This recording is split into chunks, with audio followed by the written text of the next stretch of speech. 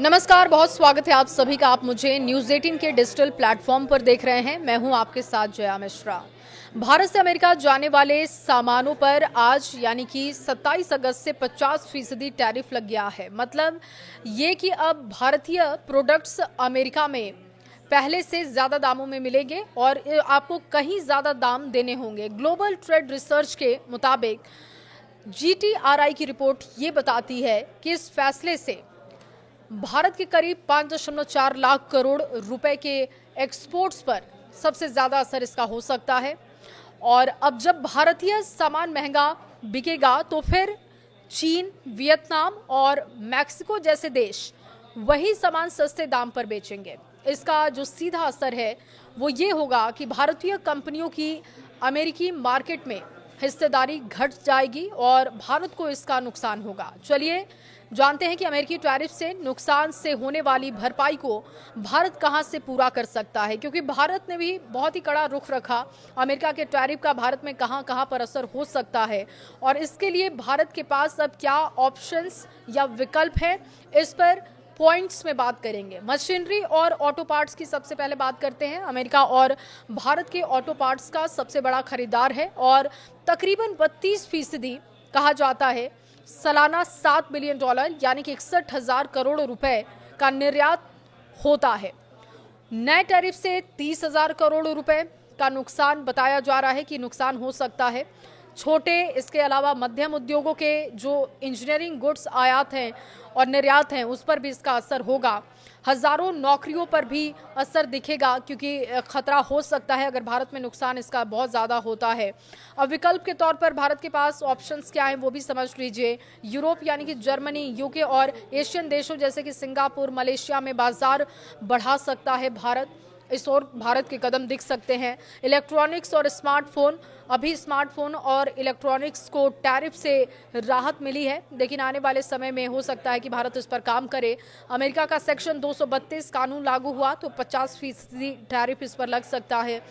तब भारत से भेजे जाने वाले जो इलेक्ट्रॉनिक सामान हैं उस पर विकल्प के तौर पर भारत कुछ काम कर सकता है, क्योंकि अमेरिका में वो बहुत महंगे होंगे। प्रोडक्शन को दूसरे देशों में शिफ्ट करने पर भी भारत विचार कर सकता है ताकि लागत उसको कम आए। भारत का विकल्प ये है कि ये हो सकता है आने वाले समय में कि वो स्मार्टफोन और सेमीकंडक्टर को छूट दिलाने के लिए बातचीत करे और घरेलू ब्रांड्स को बढ़ावा दे। स्वदेशी को लेकर मोदी बात करते रहते हैं। फार्मा और दवाइयों पर भी ये लागू हो सकता है और 92,000 करोड़ रुपए की दवाइयों को भारत अमेरिका में भेजता है। ट्रंप ने 250% तक टैरिफ की धमकी दी है। अगर ये लागू हुआ तो फिर देखिए $100 की दवा दोगुनी कीमत पर बिकेगी और ये बहुत बड़ा नुकसान हो सकता है। सन फार्मा, डॉक्टर रेड्डीज, सिप्ला ऐसी जो बड़ी कंपनियां हैं उन पर इसका असर भी दिखेगा। भारत का विकल्प जेनरिक दवाओं की कीमतों को कम रखने के लिए हो सकता है। ट्रेड डील और यूरोप, लैटिन अमेरिका में नए बाजार खोले जा सकते हैं, इसको लेकर भी भारत काम कर सकता है। जेम्स एंड ज्वेलरी पे समझिए, भारत हर साल अमेरिका को 87,000 करोड़ रुपए की ज्वेलरी निर्यात करता है। टैरिफ लगता है तो इसका असर उस पर भी दिखेगा। नया टैरिफ 25% से बढ़कर 50% हो चुका है। एक्सपोर्ट में 15 से 30% तक की गिरावट संभव मानी जा रही है। कुल मिलाकर जो अमेरिका ने टैरिफ लगाया है उसका भारत को बहुत सारा नुकसान हो सकता है, लेकिन भारत इसके विकल्पों पर सोच रहा है।